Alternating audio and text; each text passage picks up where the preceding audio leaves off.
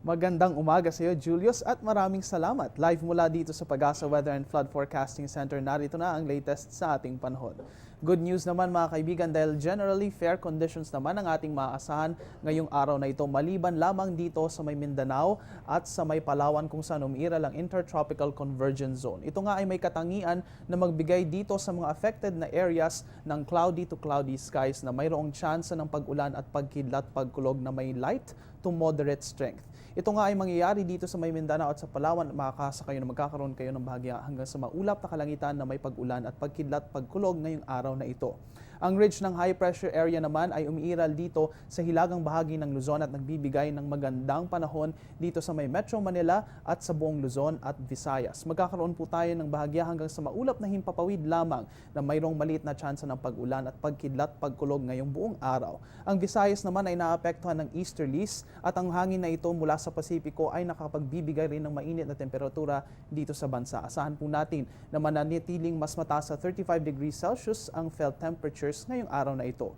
Nananatiling mainit ang temperatura sa bansa at kahapon naitala ng Pag-asa ang pinakamataas na temperatura dito sa may Cabanatuan City na umabot ng 39 degrees Celsius. Hindi naman nagkakalayo sa isa't isa ang Tuguegarao City at Isabela kung saan nagkaroon ng parehong 38.7 degrees Celsius. Sumunod ang Naiya at ang Sangley Point, Cavite na mayroong 37.9 at 37 degrees Celsius. At dito naman sa Zion's Garden sa Quezon City at dito sa port area sa Metro Manila ay nagkaroon ng parehong temperatures na umabot ng 36.5 degrees Celsius.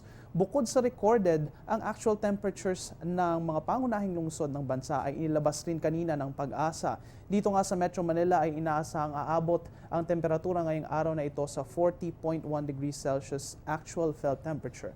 Habang dito naman sa Metro Cebu ay aabot ng 38.4 degrees Celsius at sa Metro Davao ay aabot ng 37.8 degrees Celsius. Ang temperatures na ito ay sa mga silong o shaded areas at mas mataas pa ito kung exposed sa direktang sikat ng araw ang isang tao.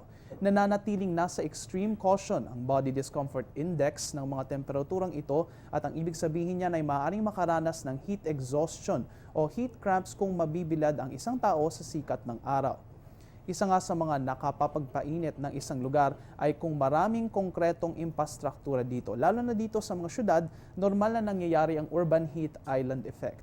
Ayon kay Ginoong Jory Lois ng Pag-asa, ang urban heat island effect ay isang phenomenon exclusive sa mga cities o sa mga syudad at dahil yan sa maraming buildings o konkretong structures sa isang lugar. Bukod kasi sa init ng araw, nakakaapekto rin ang naiipon na init mula sa structures at ang nire-release na init rin ng mga sasakyan at ng evaporation sa isang lugar. Kaya naman kung mapapansin, mas mainit ang temperatura dito sa syudad kumpara sa ibang lugar. Yan po ang ating ulat panahon ngayong araw. Kami ay magbabalik matapos ang paalalang ito.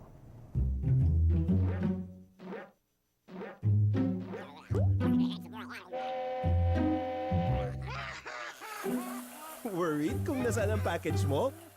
Sa Air 21, worry-free! May real-time SMS updates kaya alam mong status ng padala mo every step of the way. Why worry? Pwede namang worry-free. Sa Air 21, sagot ko, padala mo.